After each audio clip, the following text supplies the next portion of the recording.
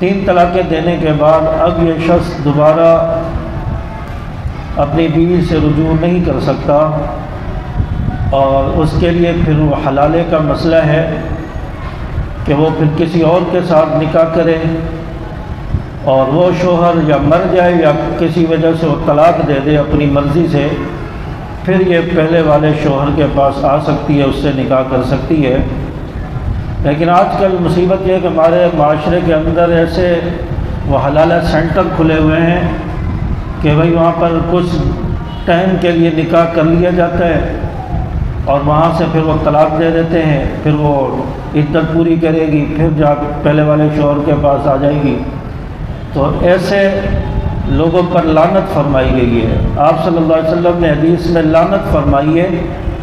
جو اس طرح کا طریقہ اختیار کرتے ہیں، اور اس طرح انہوں نے وہ حلالہ اختیار کرتے ہیں، اور یہ جو اپنی طرف سے بنایا ہوا طریقہ ہے اس کے مطابق یہ عمل کرتے ہیں۔ ایسے لوگوں پر لعنت فرمائی ہے، حلالہ کرنے والے پر بھی کروانے والے پر بھی، مرد و عورت دونوں پر لعنت ہے۔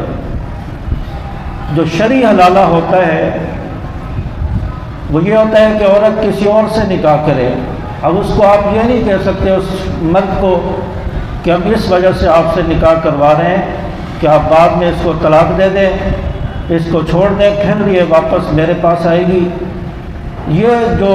شرط لگا کر نکاح کیا جاتا ہے یہ حرام ہے، ناجائز ہے۔ یہ اس صورت میں ہے کہ بس نکاح کر دیا جائے کسی اور جگہ، اس کی مرضی ہے، وہ جب چاہے طلاق دے دے، اس کی لڑائی ہو جائے، انبن ہو جائے، وہ اپنی کسی وجہ سے طلاق دے دے یا اس کا انتقال ہو جائے دوسرے شوہر کا، پھر یہ واپس پہلے والے شوہر کے پاس آنا چاہے تو اس صورت میں آ سکتی ہے، اور یہ صحیح حلال ہے۔ تو اس لیے فرمایا کہ اگر نکاح کیا عورت سے اور پھر رخصتی سے پہلے ہی کسی وجہ سے طلاق دے دی اور 2 طلاقیں، 1 یا 2 طلاق دی، تو پھر یہ اگر عدت کے اندر اگر وہ 3 مہینے 10 دن کی عدت ہوتی ہے طلاق والی عورت کی، ان 3 مہینے 10 دن کے اندر اگر یہ رجوع کر لیتا ہے تو پھر نکاح کی ضرورت نہیں ہوگی، یہ اس عورت سے رجوع کر سکتا ہے۔ اگر 3 طلاق دے دی، 3 طلاق کے بعد پھر یہ اختیار ختم ہو جاتا ہے، اب یہ رجوع نہیں کر سکتے،